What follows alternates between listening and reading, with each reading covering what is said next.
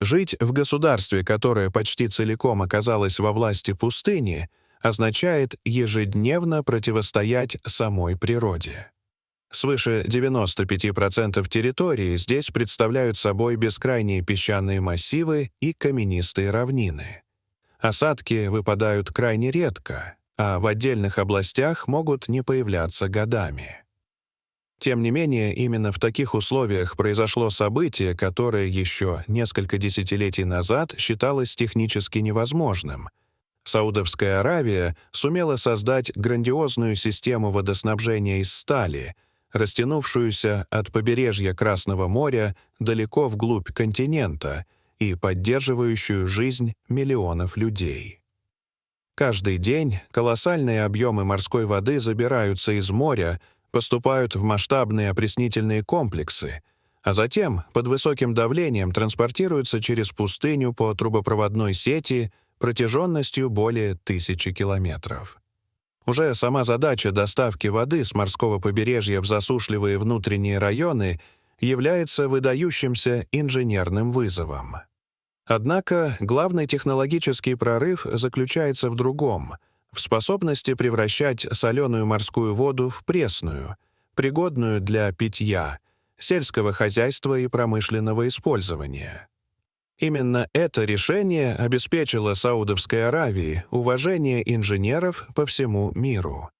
Так как же устроена эта скрытая от глаз стальная река, каким образом ее построили и как она ежедневно обеспечивает страну водой?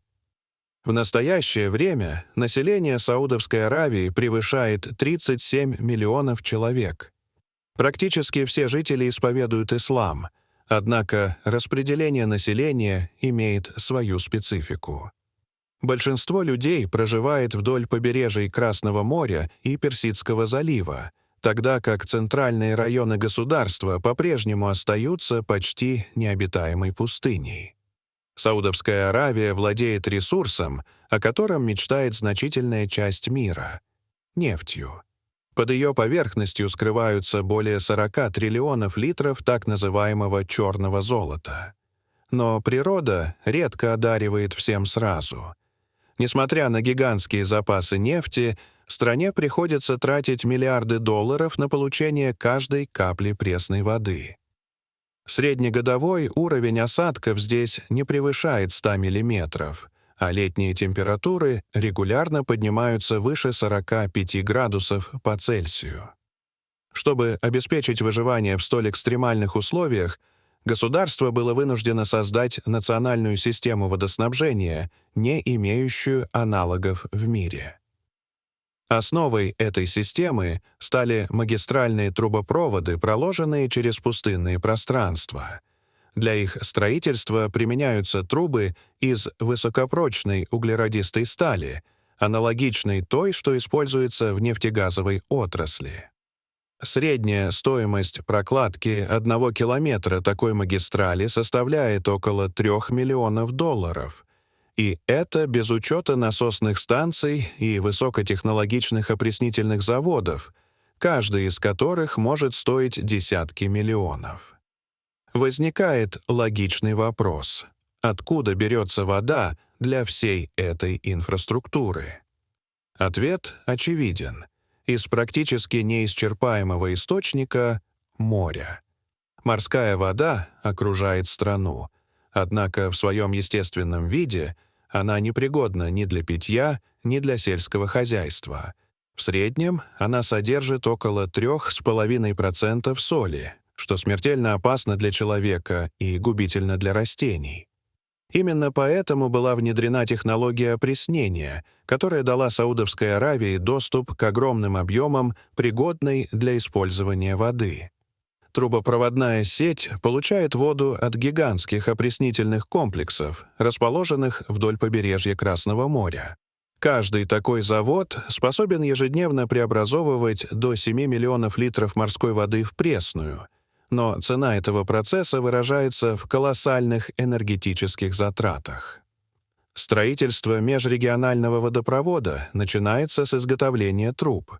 Они производятся из высокопрочной углеродистой стали, рассчитанной на постоянное внутреннее давление, механические нагрузки при подземной прокладке и экстремальные температурные колебания пустыни. Прямоугольные стальные листы нарезаются по строго рассчитанным параметрам, позволяющим свернуть металл в трубу диаметром около 1,58 метра с толщиной стенки примерно 25 мм. После этого заготовки поступают в многоосевые прокатные станки, где ролики постепенно изгибают металл до тех пор, пока края листа не сходятся. Так формируется заготовка трубы, готовая к этапу продольной сварки. После завершения сварных работ труба проходит линию интенсивного водяного охлаждения, необходимого для стабилизации сварного шва и структуры металла. Далее трубы подвергаются тщательной шлифовке по всем кромкам, что позволяет удалить заусенцы и добиться идеальной геометрии. Затем оба конца каждой секции обрабатываются фасками под сварку, создавая оптимальные условия для стыковых соединений. Обычно длина одной секции составляет около 12 метров, что позволяет сократить количество швов и одновременно сохранить удобство транспортировки. Такая конструкция обеспечивает герметичность, устойчивость к давлению и долговечность при прокладке трубопровода через сложный рельеф. Готовые трубы отправляются на открытые складские площадки, где укладываются партиями и снабжаются четкой маркировкой для логистического контроля. Затем секции поднимаются кранами или вилочными погрузчиками и размещаются на специализированных транспортных платформах, где надежно фиксируются для предотвращения деформации при перевозке. После этого трубы доставляются за сотни километров к месту строительства, где они будут сварены непосредственно вдоль трассы будущего трубопровода. Монтаж начинается на сборочных базах, размещенных вдоль маршрута. Здесь трубы сортируются по диаметру, длине и очередности установки, а инженерные группы проводят финальный осмотр, проверяя прямолинейность, состояние защитных покрытий и маркировку. От качества организации на этом этапе зависит непрерывность работ, отсутствие задержек и минимизация ошибок в суровых условиях пустыни. Одновременно геодезические команды приступают к разметке трассы. С использованием GPS-систем, электронных тахеометров и данных о рельефе определяется точная линия прокладки трубопровода, которая наносится на местность с помощью кольев и яркой разметки. Этот этап имеет критическое значение, поскольку маршрут должен проходить по максимально стабильным участкам, избегая подвижных песков, слабых грунтов и зон эрозии. При протяженности трассы в сотни километров точность разметки напрямую влияет на надежность и срок службы всей системы. Перед началом земляных работ строительную полосу очищают и выравнивают, чтобы тяжелая техника могла работать без перебоев. Вдоль трассы прокладываются временные технологические дороги, по которым перемещаются грузовики, экскаваторы, сварочные бригады и транспорт с материалами. Также принимаются меры по подавлению пыли и стабилизации песка, что обеспечивает безопасность и нормальную видимость. После утверждения маршрута в дело вступает тяжелая техника. Гусеничные экскаваторы выкапывают траншею строго по разметке, выдерживая точную ширину и глубину, необходимые для корректной укладки трубы и последующей засыпки. Извлеченный грунт сортируется на месте, пригодный материал сохраняется для обратной засыпки, а непригодный вывозится. Точная геометрия траншеи необходима для предотвращения деформации труб и их смещения. Однако не вся трасса проходит по ровной пустыне. В отдельных местах трубопровод пересекает скалистые и горные районы, где механическая разработка невозможна. В таких условиях применяются взрывные работы, при которых инженеры закладывают контролируемые заряды в скальную породу и подрывают их поэтапно, формируя траншею заданных параметров. После завершения земляных работ на дне траншеи формируется подстилающий слой из мелкого песка или просеянного грунта, который равномерно распределяет нагрузку и снижает напряжение в стенках трубы. Основание выравнивается и уплотняется, что особенно важно в условиях сухих и рыхлых пустынных почв.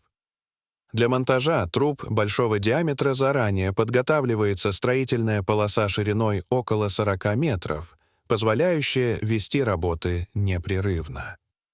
В среднем темп строительства достигает примерно 1 километра трубопровода в день. Секции длиной около 18 метров выбираются для сокращения числа сварных швов, но требуют высокой точности при подъеме, транспортировке и выравнивании. На месте сварки внутрь трубы устанавливается гидравлический внутренний центратор, который фиксирует 2 секции в идеально соосном положении до завершения корневого прохода. Процесс сварки во многом автоматизирован. В работах задействованы десятки специализированных машин и около 80 специалистов, что позволяет выполнять до 150 сварных соединений в день на трубах диаметром 42 дюйма. После сварки каждое соединение проходит автоматизированный ультразвуковой контроль для выявления внутренних дефектов.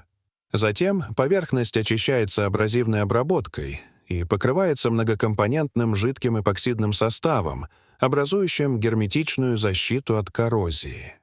Перед засыпкой готовая нитка труб опускается в траншею с помощью боковых трубоукладчиков, работающих синхронно вдоль трассы. Машины поднимают трубы мягкими стропами, удерживая их в воздухе до точного позиционирования, после чего труба опускается постепенно, сантиметр за сантиметром, на подготовленное основание.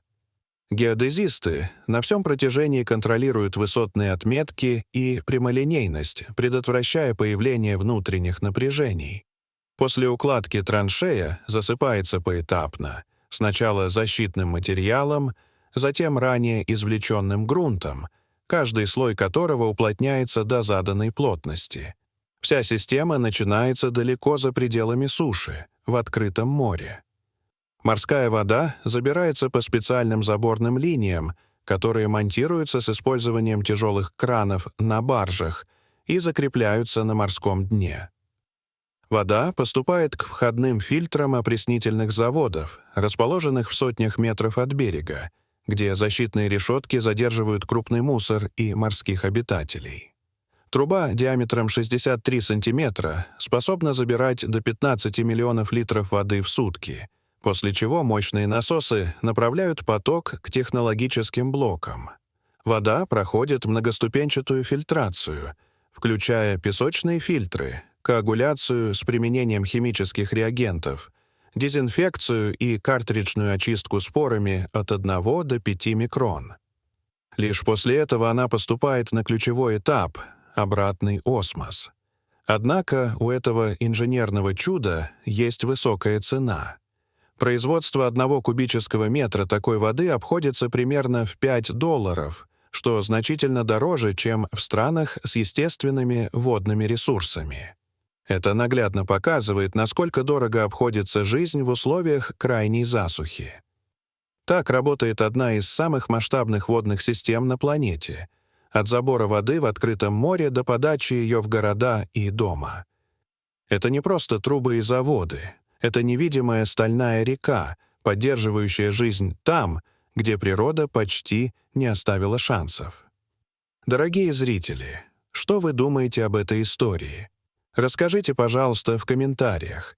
А если вам понравилось это видео, то ставьте лайк и подписывайтесь на наш канал. До свидания.